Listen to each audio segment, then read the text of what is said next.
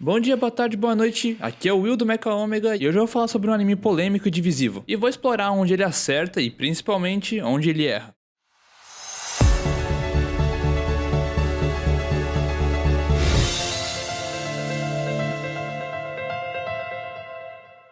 Darling in the Franxx é um anime lançado em 2018. Foi uma coprodução dos estúdios A1 Pictures, Trigger e Cloverworks. Em seu lançamento, a série foi muito elogiada pelo visual bonito e o conceito intrigante. Mas conforme os episódios foram saindo, as opiniões do público foram mudando e se dividindo. Ao fim do anime, uma parcela das pessoas acha que foi uma obra boa, e outra acha que a série se perdeu no caminho e terminou ruim. E é sobre isso que eu vou falar nesse vídeo, onde Darling in the Franxx acertou e onde ele errou. Lembrando que isso tudo é minha opinião pessoal, e todos estão bem-vindos a compartilhar as suas aqui nos comentários. Eu vou dar alguns spoilers da série nesse vídeo, então caso você não tenha visto, eu recomendo que você assista e depois volte pra ver. Ela tá disponível inteira oficialmente, dublada em vários idiomas, inclusive o português, na Crunchyroll. Mas caso você já tenha visto ou não se importe com spoilers, vamos lá, Darling in the Franxx.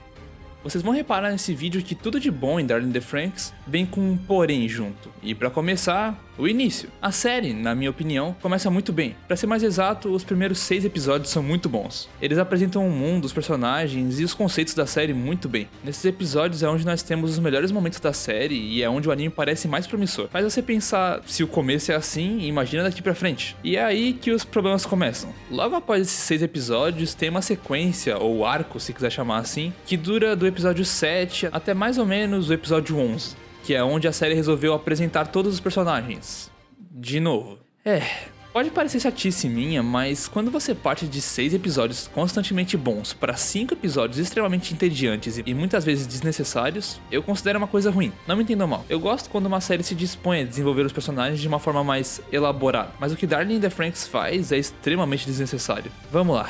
A série tem 10 personagens principais, mas desses 10, só uns 4 ou 5 são de fato importantes no todo da história. E se eles fossem todos minimamente interessantes, era ok esses episódios. Mas eles são todos tão iguais que parece que você tá assistindo o mesmo episódio de novo e de novo. E é aí que entra outro problema que eu tenho com a série. Os personagens e suas relações. A maioria dos personagens são muito vazios e sem muita variação. E as relações entre eles, que é um dos focos do anime, é muito mal desenvolvida em sua maioria e repetitiva. A grande maioria das relações são assim. Elas gostam dele, e ele gosta delas, mas gosta mais dela. Mas ele também gosta dela. Ele não gosta de ninguém, mas depois gosta dela. Mas elas duas gostam dele. Ela gosta também dela, mas ele também gosta dela. E eles dois se gostam. Deu pra entender? Isso nesses episódios fica extremamente repetitivo e claramente botaram no anime só pra todos os personagens terem um ou mais romances. Não é à toa que a grande maioria deles não é importante depois na história. Agora, mudando um pouco de tópico, uma coisa que eu gosto em Darling in the Franxx é a metáfora que ele apresenta. Caso você não tenha visto a série, ela basicamente fala sobre sexo. Isso é notável nas falas e ações dos personagens. E até mesmo na posição que eles ficam dentro dos robôs.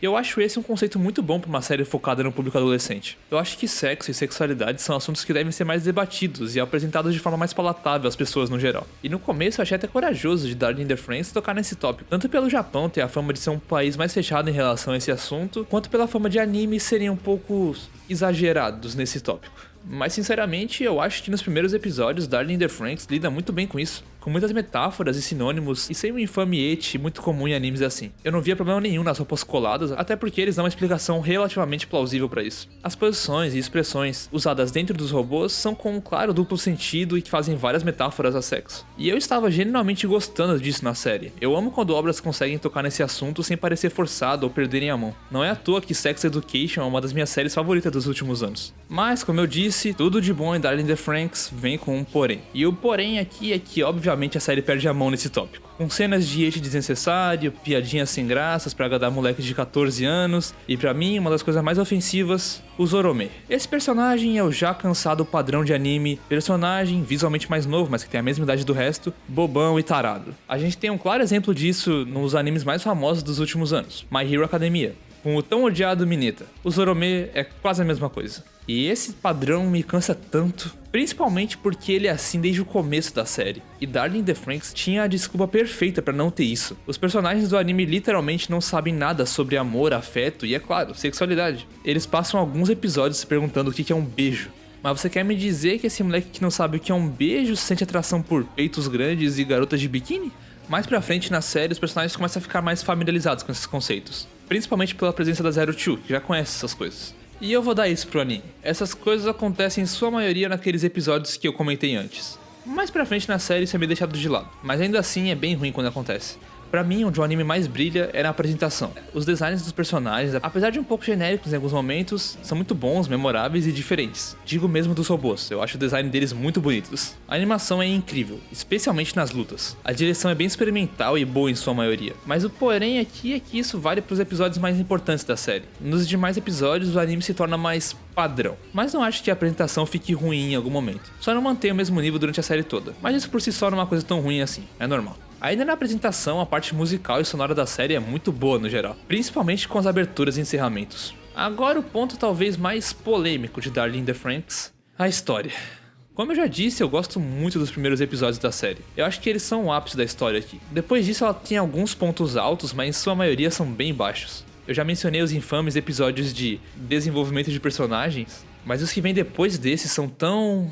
Sinceramente, eu nem sei uma palavra pra descrever. Eu acho que confusos é o mais próximo que eu posso chegar. Não são confusos na parte da história em si, mas conceitualmente. A segunda metade da série é composta de episódios que vão de genéricos até completamente deslocados da série. E os acontecimentos são tão aleatórios que, sinceramente, parece que os roteiristas não pensaram no que fazer depois da metade do anime. A implementação dos Nines é completamente jogada e é constantemente esquecida e trazida de volta no meio de outras histórias. O plot do casamento e depois gravidez da Kokoro e do Mitsuru é uma das coisas mais aleatórias da série. Apesar de anteriormente ter mostrado a Kokoro pegando o livro sobre gravidez e também demonstrando que ela e o Mitsuru estavam começando a se gostar, é completamente do nada que o anime passa de eles se gostam pra eles vão casar e ter filhos. E isso sem contar o final que... eu não sei nem por onde começar a descrever o porquê desse final ser tão ruim. Mas pra resumir... parece que esse anime foi baseado em um mangá que não tinha acabado ainda e tiveram que inventar um final. Mas Darling in the Franxx é um anime original, então essa foi realmente a melhor ideia que tiveram pro final? Nos últimos episódios a história se perde completamente. Eles botam uma guerra espacial, uma princesa alienígena, outras galáxias, um monstro gigante, robôs gigantes. É uma doideira completa. Eles pegam as personalidades genéricas dos personagens e jogam o mais alto possível.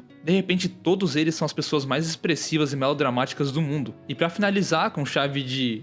algo, a Zero Two virar um robô gigante, que é uma das imagens mais bizarras e horripilantes que eu já vi em um anime. Desde 2018 esse negócio tá na minha cabeça e eu não consigo conceber que alguém realmente pensou que isso seria bom. Sinceramente, o único episódio depois do 13 que eu realmente gosto aqui é o 19, onde mostra como os Franxx foram feitos e o background da história toda mesmo. E falando no episódio 13, o que me deixa mais triste com Darling in the Franxx é que o anime tinha muito potencial pra ser algo legal e diferente. Eu acho que se o anime tivesse só os primeiros 12 ou 13 episódios com algumas mudanças, seria uma série infinitamente melhor. Mesmo com os episódios que eu não gosto, se eles fossem mais espalhados e um pouco mais desenvolvidos, seria interessante. Mantendo os 6 primeiros episódios e o 12 e 13, seria uma série muito interessante e eu acho que de fato boa. Pra mim, Darling in the Franxx tentou morder mais do que conseguia mastigar, e acabou se perdendo nela mesma. E no fim dessa história eu saio triste. Porque dentro de Darling in the Franxx existe uma história boa que merecia ser contada. Uma história com uma metáfora muito interessante e pouco usada em animes. Com personagens que com um pouco mais de investimento poderiam ser bons. Uma animação muito boa e um diretor competente. Mas infelizmente se perdeu, tentando ser algo que nunca deveria ser.